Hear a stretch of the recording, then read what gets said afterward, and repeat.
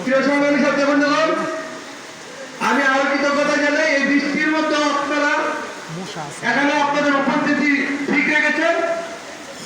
বক্তব্যের কিছু নাই, আপনাদেরকে বারবার বলে আসছি, আওয়ামী লীগের যত দোষর যারা আওয়ামী লীগ থেকে সুবিধা নিয়েছে অথবা সরাসরি আওয়ামী লীগ করেছে তাদের তথ্যগুলি আমাদেরকে দিবেন। তারা যেন কোনো অবস্থাতেই এই কমিটিতে জায়গা দিতে না পারে।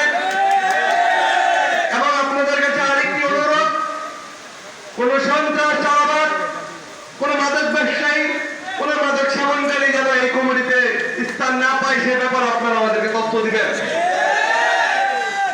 পরিশেষে একটি কথা বলতে চাই, এই কাশীপুর ইউনিয়নের মধ্যে ফতুল্লাহ থানার প্রতিটি নেতাকর্মীকে সার্বক্ষণিক জুলুম, নির্যাতন ও সংগ্রামের মধ্য দিয়ে পার করতে হয়েছে। যেই ব্যক্তিটির কারণে যিনি আওয়ামী লীগের একজন পাঁচটা কুকুর হিসেবে পরিচিত ওই সাইফুল্লাহ বাদল বিভিন্ন ভূমি দস্যু লুটপাট এবং মাদকের ছায়া লাভ করে এই ফতুল্লাহ থানার বিভিন্ন মানুষেরকে ধ্বংসের দ্বার প্রান্তে নিয়ে গেছে।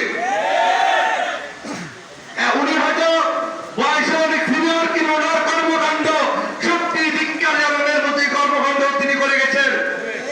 এছাড়াও আমাদের সহযোগী যারা ছিল তারাও কিন্তু বিভিন্ন সময় বিভিন্নভাবে বিএনপি নেতাকর্মীদের উপরে মামলা হামলা দিয়েছে। তার মধ্যে একজন মুক্তবেগী আমি নিজে। আমি আর বক্তব্য দীর্ঘায়িত করি নাই, আদার হচ্ছে বক্তব্য এখানে শেষ করে দিচ্ছি। আল্লাহ হাফেজ। বাংলাদেশ জিন্দাবাদ, বাংলাদেশ জাতীয়তাবাদী স্বেচ্ছাসেবক দল জিন্দাবাদ, ফতুল্লাহ থানার স্বেচ্ছাসেবক দল জিন্দাবাদ। সকলকে ধন্যবাদ।